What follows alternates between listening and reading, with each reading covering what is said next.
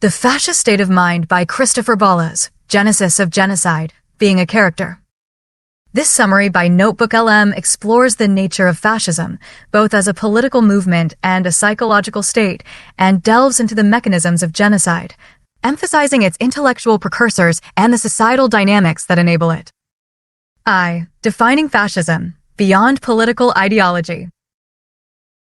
The text initiates a discussion on fascism, moving beyond a purely historical or political definition to explore its psychological underpinnings. Fascism as Simplification and Conservative Revolution. Mussolini's 1932 statement, "Our program is simple. It is not programs that are wanting for the salvation of Italy but men and willpower," highlights fascism's rejection of complex ideological frameworks. Fritz Stern's characterization of fascism as a conservative revolution further clarifies it as the ideological attack on modernity, on the complex of ideas and institutions that characterize our liberal, secular, and industrial civilization. This signifies a move away from Enlightenment ideals of individual integrity towards an extolment of the virtue of the state, an organic creation driven by the militant will of the masses. Contrasting fascism with democratic functioning, the text contrasts the singular will of the fascist state with the federal republic encumbered by checks and balances dividing power so that the people remained individually free to speak their minds in a pluralistic society. This distinction is extended to the individual psyche, where a healthy mind functions like an internal federation of complex checks and balances, Freud's ego, superego, ID, capable of compromise and negotiation for a good enough life. The psychological fascist state of mind. The author uses fascist state of mind as a metaphor, acknowledging its historiographical inaccuracy in strictly referring to the historical movement.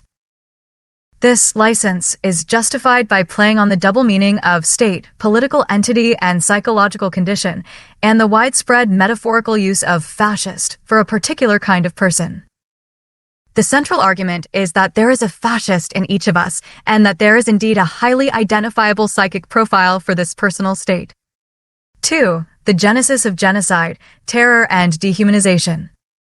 The text connects the fascist state of mind directly to the phenomenon of genocide, exploring its historical precedents and the psychological processes that facilitate it. Historical blind spots to genocide. Freud, like many Europeans, deferred recognition of a deeply troubling factor in human culture, the related issues of terror and genocide.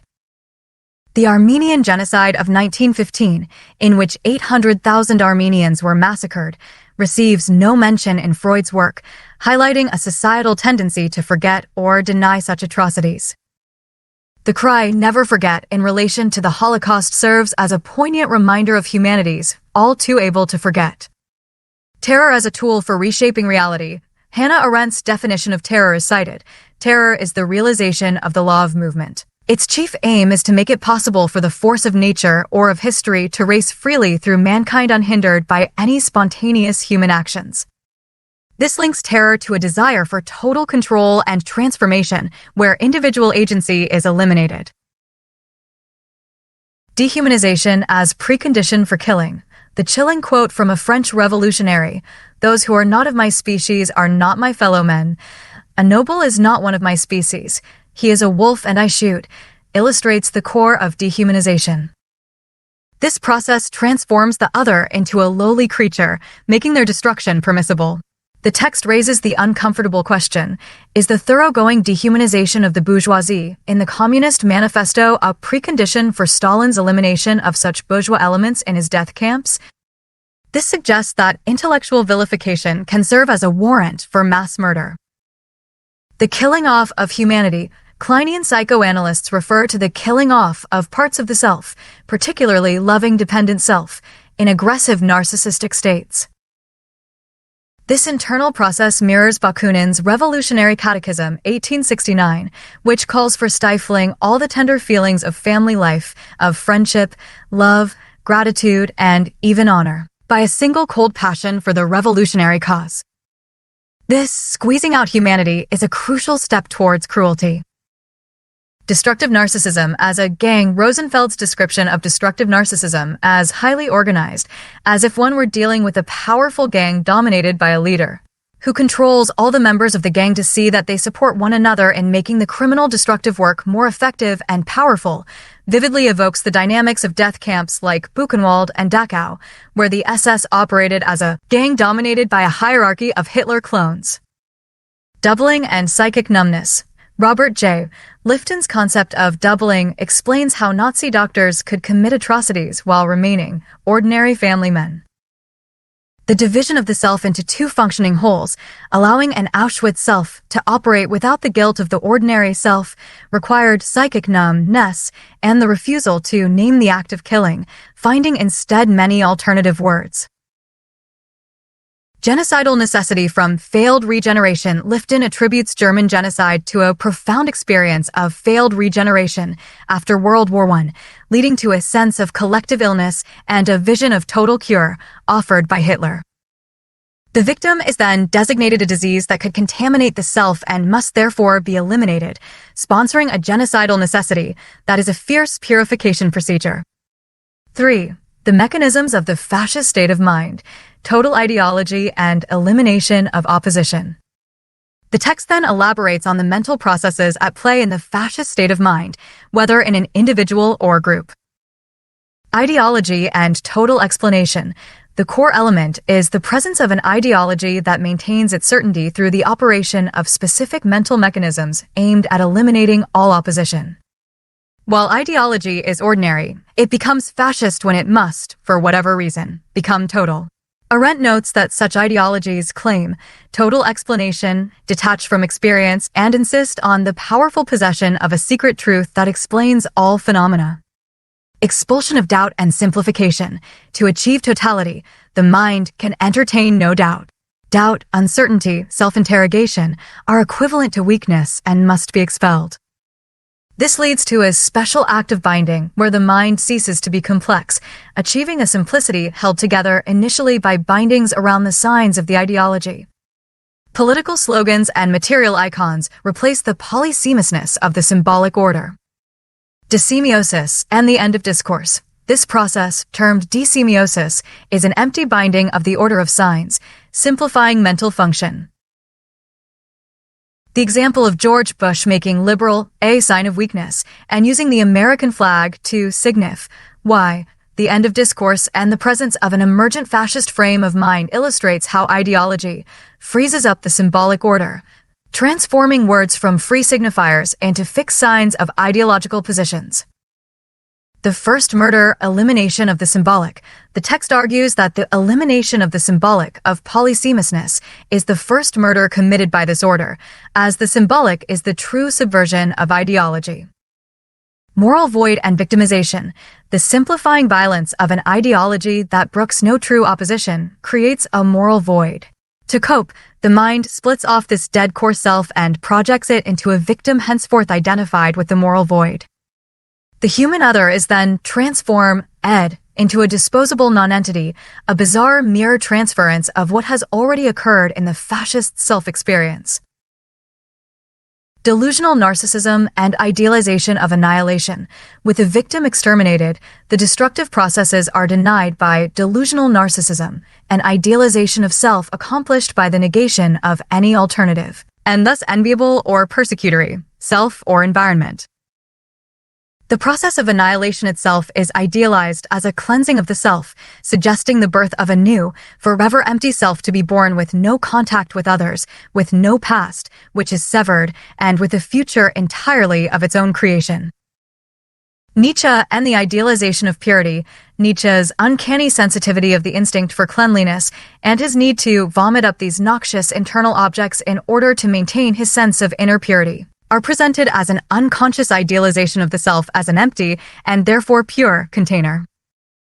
This desire for purity by expelling the unclean is seen as a psychological precursor to the fascist sea of inner tranquility that is mirrored by those horrid seas of internment camps that contain the fascists' vomit, the place that purifies them because it contains the indigestible opposition.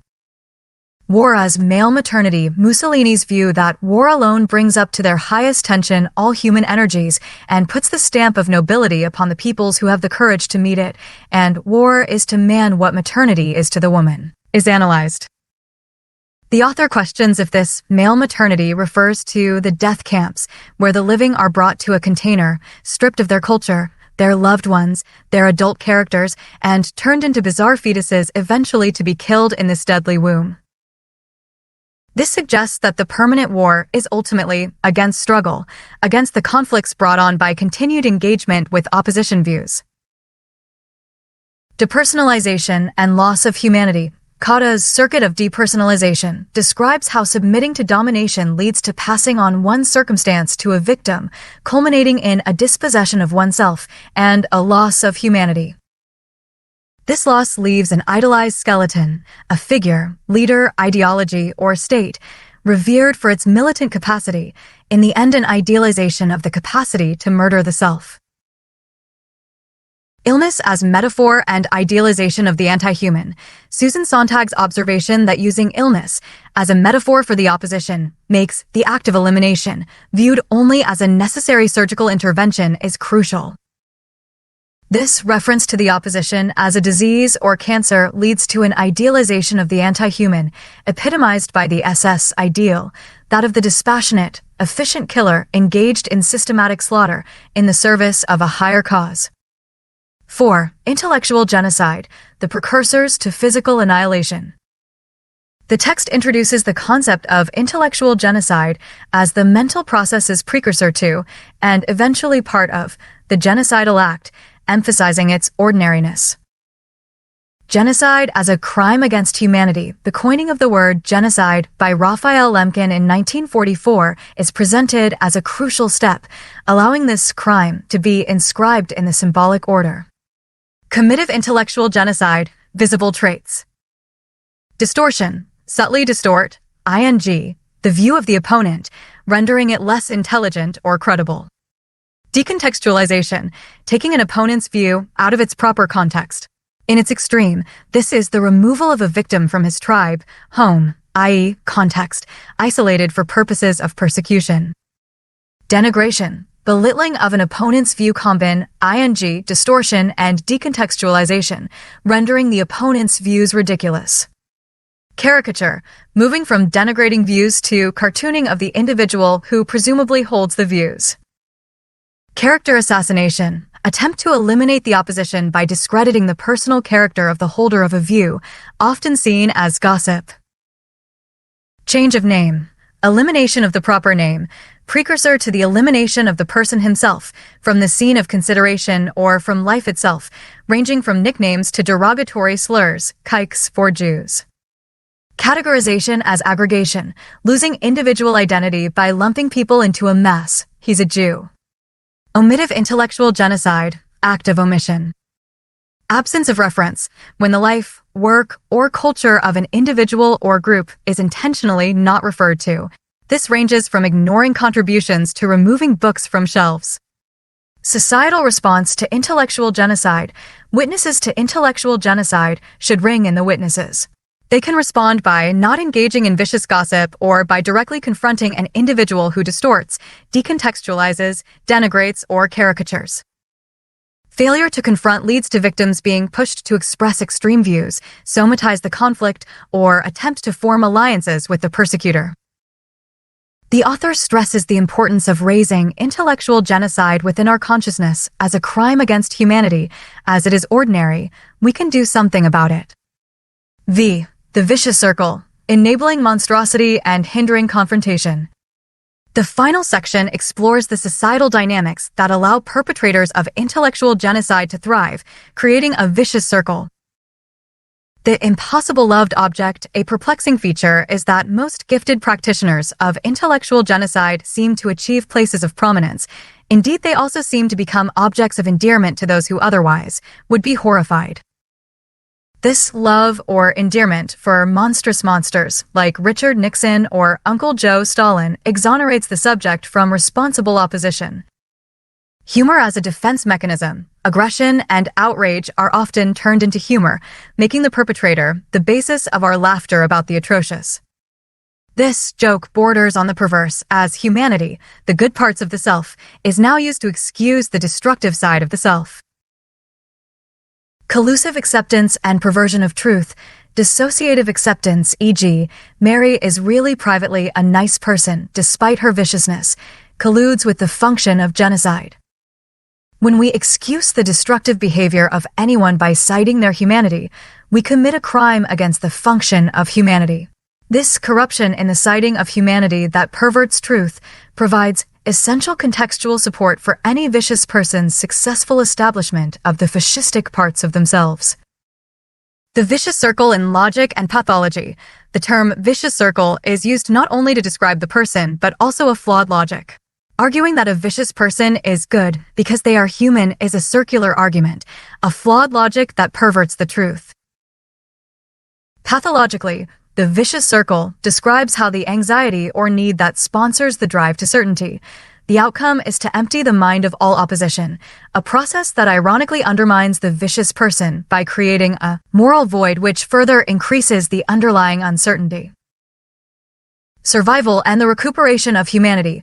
Bettelheim's experience in Buchenwald highlights the desperate act of protect, my inner self, by observing the SS and accepting a split personality. Thought and memory, the capacity to perceive reality, to think it and remember it, become the core of potential recovery. For victims of genocide, remembering what actually happened is crucial, not only for objectifying crimes, but also to recuperate from one's own destruction of the humane parts of the self in the interests of survival. This curiously inhuman side of the preservation of one's humanity, the will to survive, moves towards abandoned humanities first by memory, then by speech, and finally by true grief. Collective responsibility and the sins of the fathers. True recovery from genocide, whether intellectual or physical, requires remember, the crimes it has committed. This painful process is often bypassed by denials and by transfers to the next generation, but a new generation is highly liable to inherit the sins of the fathers.